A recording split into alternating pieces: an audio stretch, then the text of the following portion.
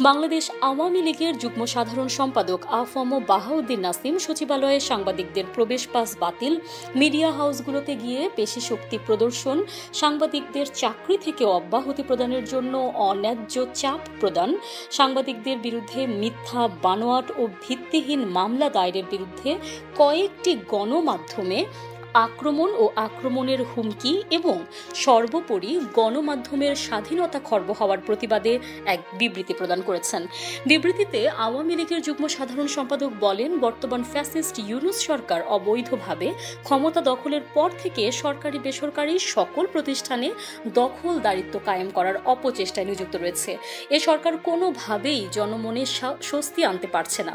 সরকারের বাইরেও তারা সরকারের অংশীজন সৃষ্টি করে রেখেছে, যারা বিভিন্ন প্রতিষ্ঠানে গিয়ে পেশি শক্তি প্রদর্শন বা মব সন্ত্রাসের মাধ্যমে প্রতিনিয়ত হুমকি ধামকি দিচ্ছে।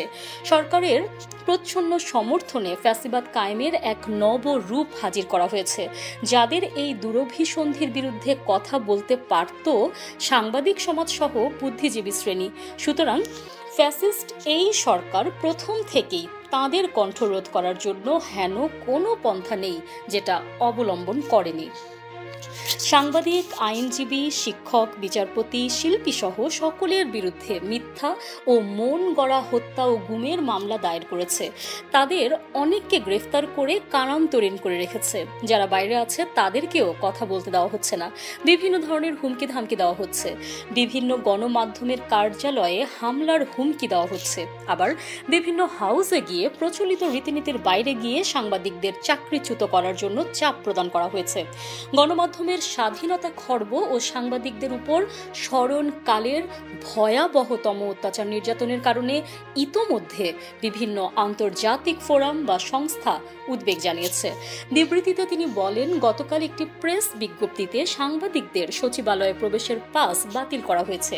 এমন একটি সময়ে সেটা করা হয়েছে যখন ভয়াবহ অগ্নিকাণ্ডের ঘটনায় সচিবালয়ের 7 নম্বর ভবনে কয়েকটি মন্ত্রণালয়ের অফিস ভস্মীভূত হয়ে গেছে।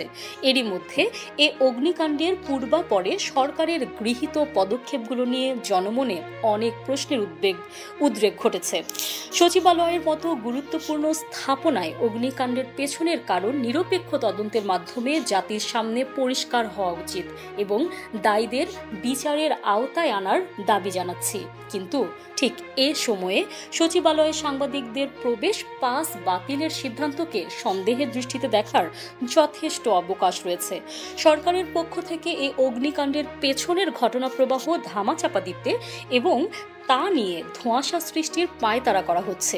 এটা ফ্যাসিস্ট ইউনূস সরকারের ম্যাটিকুলাস ডিজাইনের কোনো অংশ কিনা সেটা নিয়েও জনমনে প্রশ্ন দেখা দিয়েছে। এটা নিয়ে সাংবাদিকরা বস্তুনিষ্ঠ সংবাদ প্রকাশের মাধ্যমে জনগণের উদ্বেগ ও উৎকণ্ঠা নির্মূল করতে পারত। সেই মুহূর্তে সরকারের এ ধরনের সিদ্ধান্ত সহ গণমাধ্যমের স্বাধীনতায় সরকারের হস্তক্ষেপের তীব্র নিন্দা ও প্রতিবাদ জানাচ্ছি। নিউজ ডেস্ক, সংযুক্ত।